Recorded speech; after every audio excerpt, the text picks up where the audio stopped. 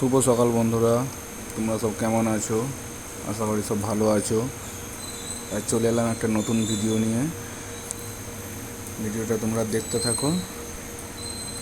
আজকের দিনটি হচ্ছে রিলায়েন্সের সঙ্গে টাই আপ হয়েছে বিপি, ব্রিটিশ পেট্রোলিয়াম 5 বছর পূর্ণ হচ্ছে। সেই কারণে আজকে কেক কেটে সেলিব্রেশন করা হবে। পুরো পাম্প সাজানো হচ্ছে। সকাল থেকেই বৃষ্টি পড়ছে।